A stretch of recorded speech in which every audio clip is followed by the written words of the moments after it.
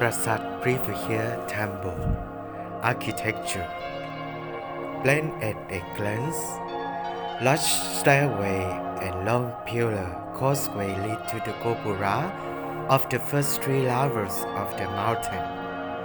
The gopura are gateways leading into the sanctuary and probably have statues of guardians or minor deities installed in their rooms. The Naga balustrade between the third and fourth and the top level. There, the galleries and colonnades divide areas for religious ceremonies and spiritual performed in and around the main shrine containing the Saklinga. Construction materials. The gray and yellow sandstone used for the construction of Vihear was available locally. Wood was used extensively to construct a support for the roof, which was covered with the terracotta tiles. Bricks, despite their small size, were used instead of large rock slabs to construct the corbel arch. Bricks were easier to use when building corbel roofs as they bound together with mortar and were more compact and solid than stone slabs. The sandstone blocks used for the construction of the main tower are exceptionally large, weighing no less than 5 tons. Several have had holes used for the lifting the block drilled in up 24 places. Elements. The numbering of the various elements of Khmer temple is enclosure, courtyards, gopura, etc. Customarily start from the central sanctuary and works outwards. The gopura nearest the central shrine are given the number 1. In exile temples, the last gopura encountered by the visitor will be gopura I and the first. Outer gopura, the one with the highest number. Here the traditional number is given in brackets, thus the first gopura encounter is described as the gopura of the first level with its archaeological number given in the brackets. The system is the same one that the archaeologist Parmentier used for his detailed description of Vihear published in 2039. Inscription. Several inscriptions have been found at Vihear, the most interesting of which are summarized here.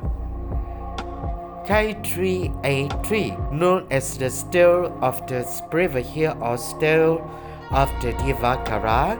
This inscription was written in Sanskrit and Khmer probably between 1119 and 1121. It narrates by the author of Suryavarman II the life of royal Guru Divakara and how he served under 5 Khmer kings.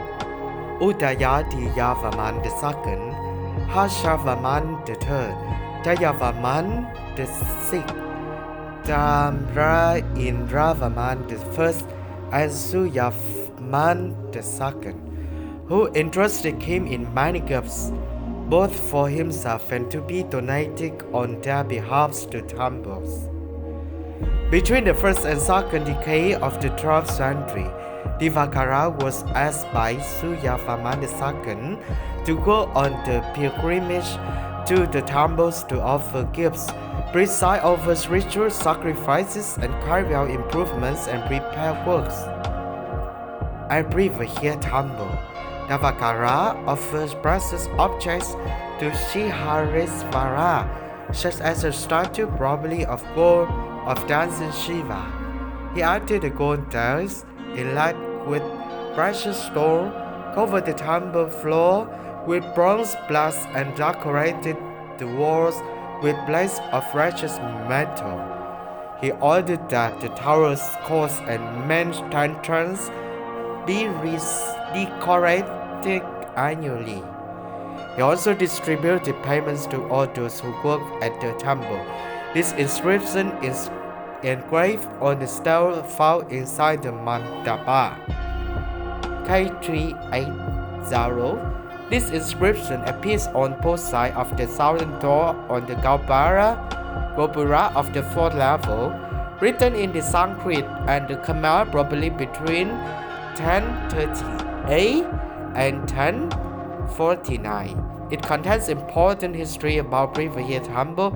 It narrates the story of a local personage, Sukaman, who carried out the duties of the god in sanctuary and keeper of Egypt of the kingdom.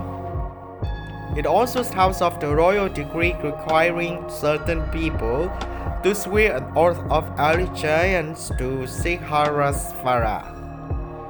K381. This inscription was sculpted on the southern door jamb of the eastern palace portico on the third level, written in Sanskrit and Khmer during 1024. It narrates the story of Tapasvinra Pandita, head of a hermitage, who was asked to dispose of the representation in favor of Siharasvara, the man god of the temple. K382. This inscription was carved on a pillar and was found badly damaged in front of the central sanctuary and later taken to the National Museum in Bangkok.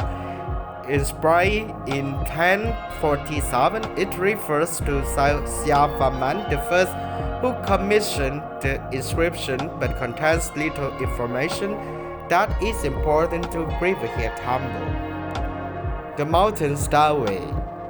When visitors pass the modern entrance gate, they are faced with an impressive and majestic steep stairway. It consists of 163 steps made with large stone slabs, many of which are cut directly into the rock surface.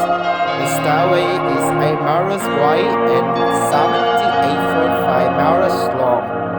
It was originally flanked by rows of lion statues, of which only a few remain close to the modern entrance gate. In its last 27 miles, the stairway narrowed to a width of only 4 miles and is flanked by 7 small terraces on either side, which were once decorated with the lion statues. The difficulty of climbing the stairway symbolized the laborious path of faith needed to approach the dark world of the gods. The Lionhead Reservoir.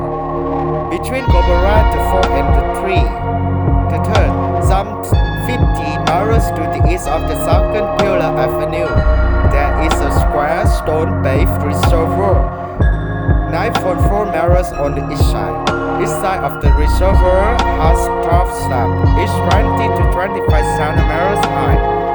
In this small reservoir, there is a redundant square brick base 6 miles on each side.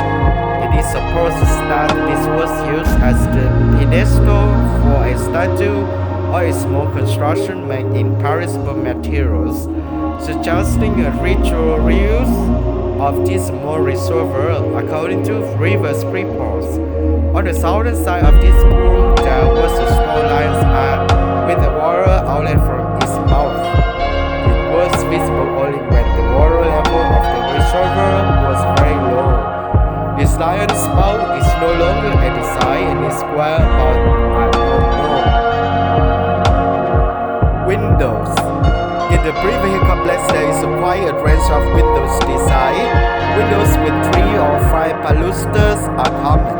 Those with 7 balusters are found only in the palace at Gopura III.